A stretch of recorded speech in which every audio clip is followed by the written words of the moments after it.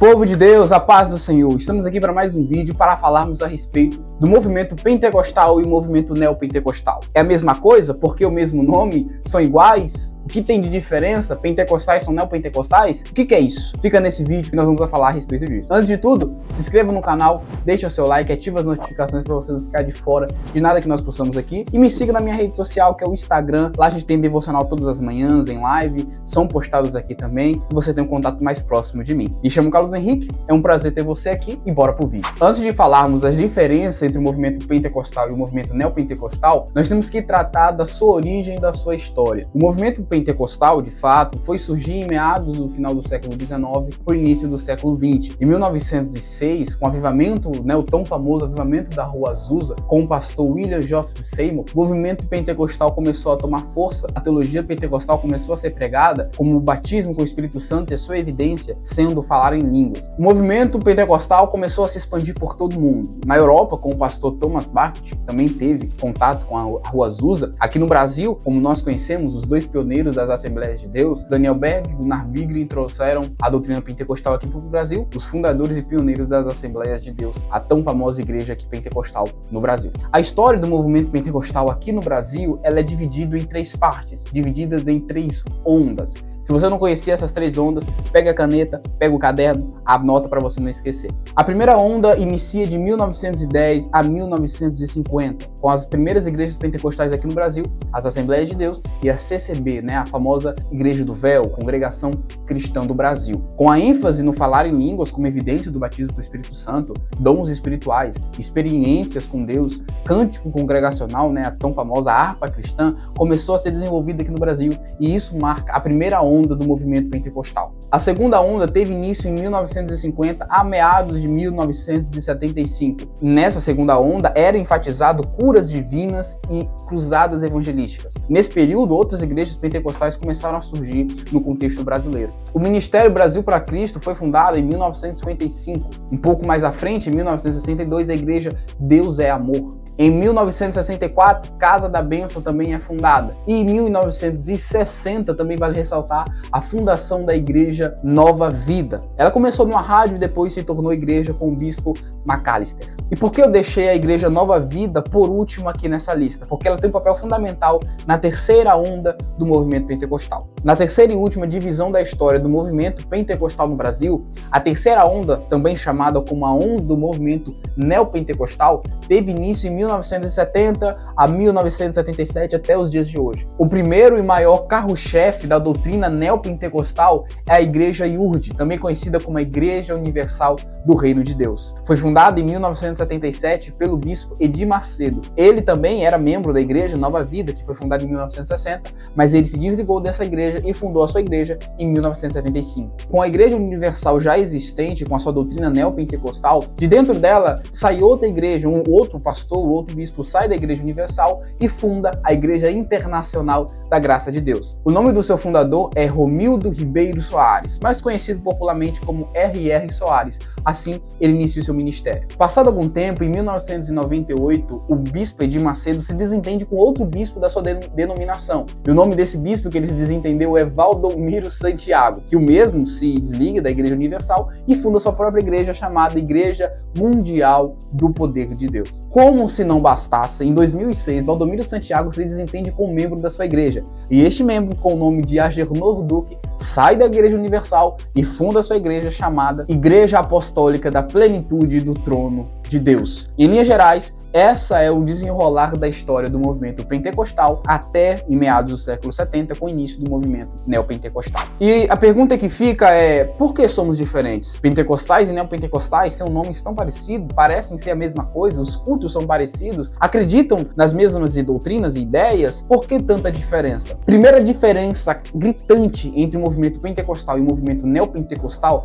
é a teologia da prosperidade e triunfalista. O movimento pentecostal sempre acreditou que a dor, o sofrimento, angústias e lamúrias da vida são necessários na vida do missionário, fazem parte da caminhada cristã do servo de Deus. Se você observar o hino da harpa 126, a bem-aventurança do crente, que faz parte da harpa cristã, é o inário pentecostal, você vai perceber que a ideia da teologia triunfalista não faz parte da teologia pentecostal. Aqui eu abro aspas. Que Quem quiser de Deus terá coroa, passará por mais tribulação. Às alturas santas ninguém voa, sem as asas da humilhação. O Senhor tem dado aos seus queridos parte do seu glorioso ser. Quem no coração for mais ferido, mais daquela glória há de ter.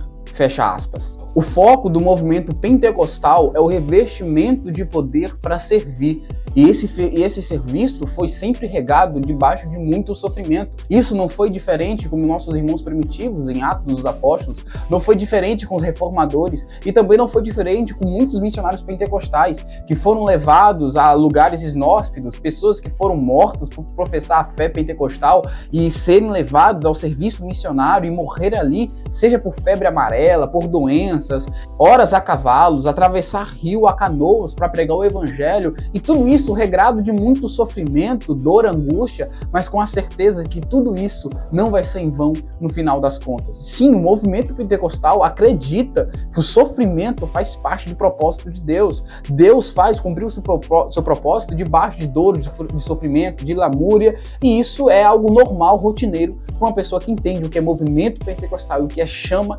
carismática. Por outro lado, o movimento neopentecostal não entende assim. Pelo contrário, se você é um crente genuíno em Cristo Jesus e você passa por dificuldades, sede, fome, portas fechadas, ou se você enfrenta algum tipo de enfermidade no seu corpo, você está debaixo de maldição. Você não está vivendo tudo aquilo que a palavra prometeu que você deve viver. Você precisa de uma campanha forte, um lenço ungido. Você tem que ser orado, porque ou você está em pecado, ou você não tem a presença de Deus, ou você está em maldição hereditária, ou por último, nas últimas das hipóteses, você está com alguma possessão maligna. Porque se você é crente, se você é filho de Deus, se você nasceu de novo, você não pode sofrer.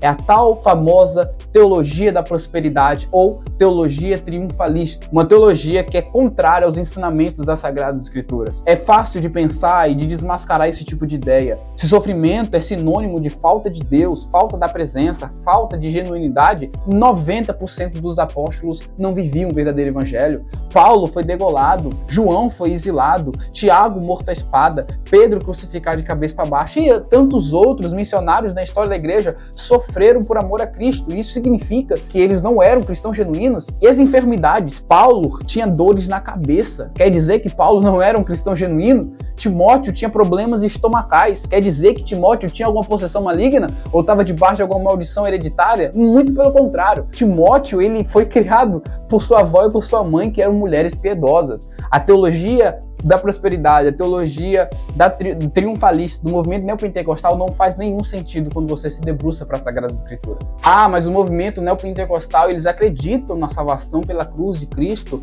Acreditam, mas não é o seu tema central.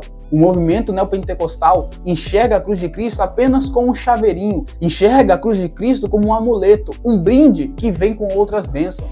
A cruz de Cristo por si só não é suficiente. Cristo nos salvou, mas o que ele pode me dar além da salvação? Casa, riqueza, cura, prosperidade, sucesso, saúde e dentre outros. Água ungida, que custa fortuna para curar doenças. Manto consagrado no Monte Sinai, no lado, sei lá, da conta lá. Feijão, pasmem, feijão ungido que cura a Covid-19. Você vai semear essa semente, ela vai nascer e na planta que nascer vai estar escrito você toma bênção. O propósito que eu vou fazer é de R$1.000 para cada um.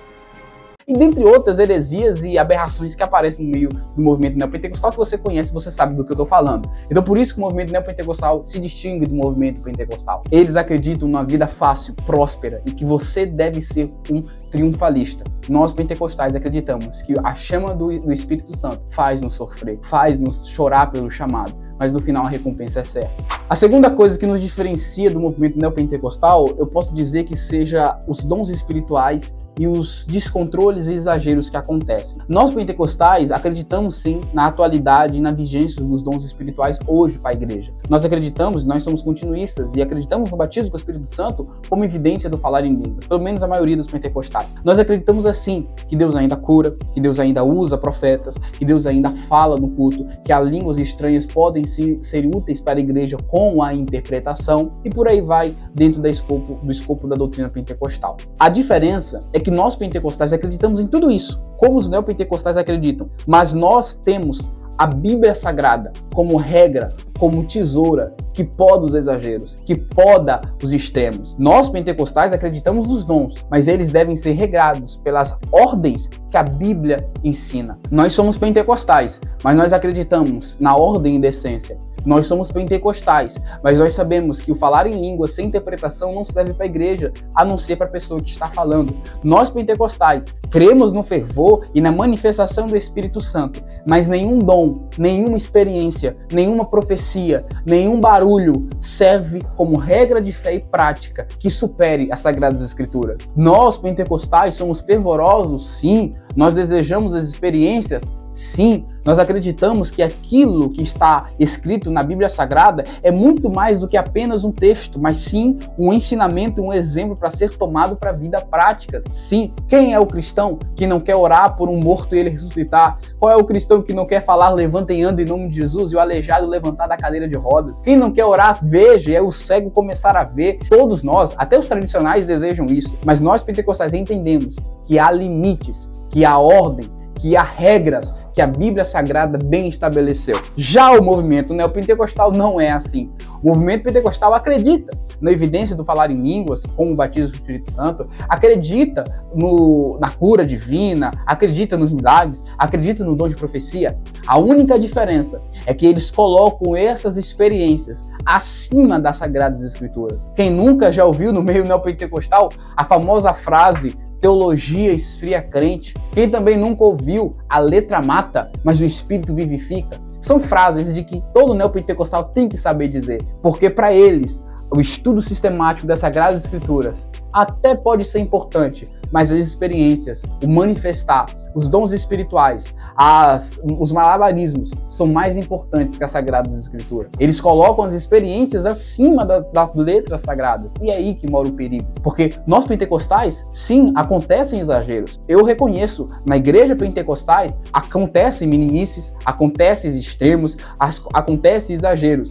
Mas nós temos a palavra, que é a espada de dois gumes, que serve para cortar os exageros. Nós, pentecostais, reconhecemos que existem muitos meninos no nosso meio, mas nós não matamos os meninos, nós ensinamos eles a se tornarem homens. Já o movimento neopentecostal não é assim. O movimento neopentecostal, eles veem meninos e querem que os meninos continuem meninos. O importante é pular, é brincar, é rodar, é fazer acontecer. E a palavra que faz a igreja amadurecer e alcançar um nível, um degrau a mais na vida espiritual não é tão importante assim.